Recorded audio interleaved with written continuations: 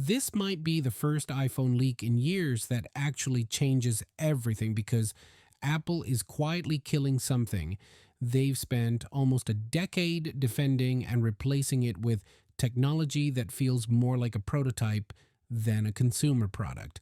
We're talking about iPhone 18 Pro leaks, subtle but important iPhone 18 changes Apple doesn't want you to notice yet, the unexpectedly meaningful iPhone 17e upgrade, and yes, the sudden reappearance of an iMac class machine that Apple has acted like it never existed.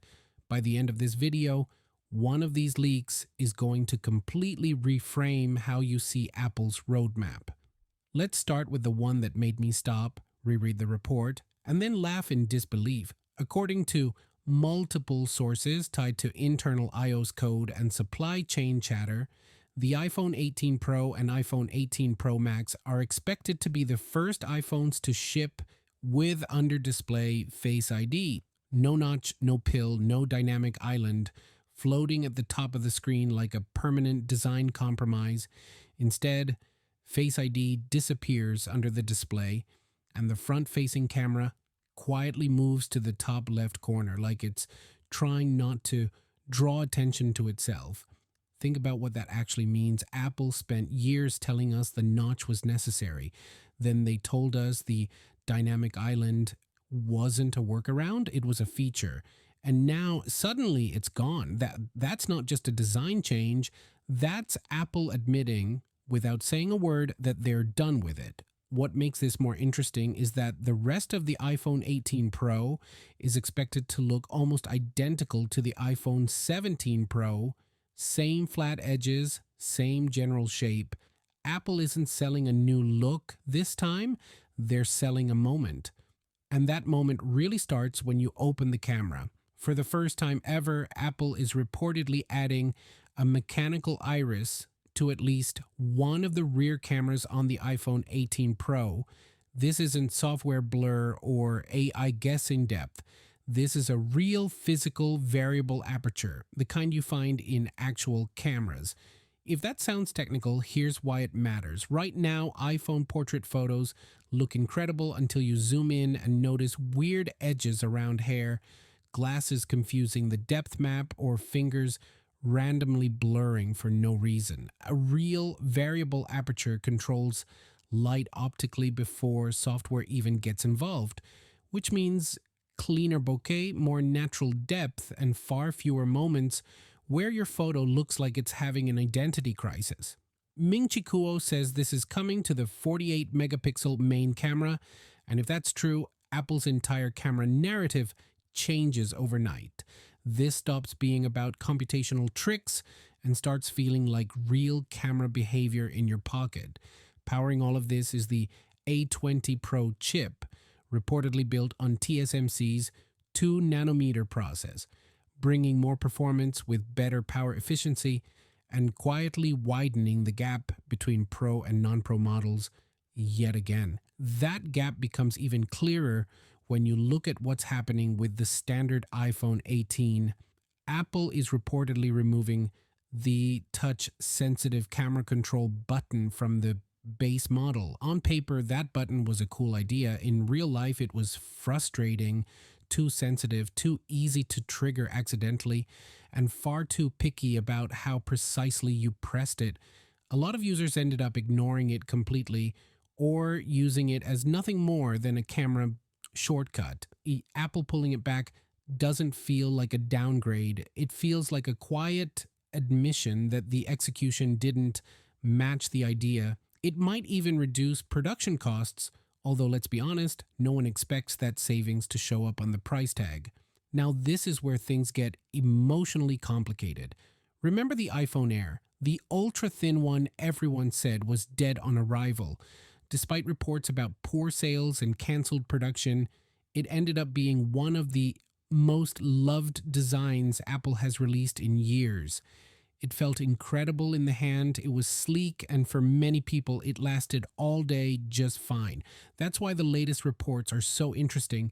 Apple is apparently considering making the next generation Air more appealing by adding a second rear camera, specifically an ultra-wide and potentially lowering the price, suddenly the Air stops being a design flex and starts becoming a genuinely smart recommendation. The twist is that Apple may skip an Air refresh entirely in 2026 and instead relaunch the iPhone Air 2 in spring 2027. That timing lines up with reports that Apple is moving to a two-event iPhone launch strategy each year, which tells you this isn't random experimentation, it's structural change. That same theme shows up again with the iPhone 17e, the budget iPhone that quietly fixes one of the most annoying Apple decisions in recent memory: no MagSafe. The iPhone 16e shipped with basic key wireless charging, but without magnets, accessories didn't align properly, and chargers slipped out of place. According to reports, the iPhone 17e will finally support magnetic wireless charging at around 20 to 25 watts, bringing MagSafe style convenience to Apple's entry-level lineup. It's also expected to include a second-generation cellular modem first introduced in the iPhone Air, improving efficiency and connectivity. It's an incremental upgrade, but sometimes one missing feature is the difference between skipping a phone and recommending it. Now let's jump forward for a moment to the phone Apple is clearly building toward, the 20th anniversary iPhone, still rumored for 2027, still described as a seamless glass design with curved edges wrapping around the body. There are no confirmed CAD files yet and no physical leaks anyone can verify, but one detail keeps showing up consistently: under display Face ID that strongly suggests the iPhone 18 Pro isn't the final form. It's a test run Apple is practicing in public. And while everyone's been focused on iPhones, Apple may have quietly resurrected something many people gave up hope on. According to leaked internal software, Apple is actively testing an iMac with an M5 Max chip. That's not a casual configuration. That's not a family computer. That's serious performance. You don't put an M5 Max inside an iMac unless you're planning something far more powerful than the current lineup.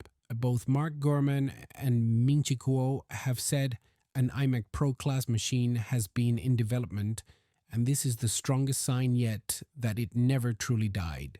As if that wasn't enough, Apple is also reportedly working with Samsung Display and LG Display on a 24-inch OLED iMac panel, with development potentially completing as early as 2027. That would be a massive leap from the current LCD display and would finally bring OLED benefits like perfect blacks and better HDR to the iMac lineup. This lines up perfectly with reports that OLED MacBook Pros are entering production soon, with MacBook Air models expected to follow later. This isn't a coincidence, it's a transition. So here's the real question: which of these leaks actually happens? Is it under display Face ID finally killing the dynamic island? Is it real camera hardware changing iPhone photography for good? Is it the Air returning as a smart buy instead of a design experiment? Or is it the iMac Pro quietly returning when everyone stopped asking for it? Drop the one you believe is real and the one you think is pure fantasy in the comments. If this video helped connect the dots for you, hit the like button because value actually landed. If you want more Apple leaks explained without hype, there's more waiting for you right here. And remember this: Apple never leaks by accident. They leak when they want you ready. See you next videos. Peace out.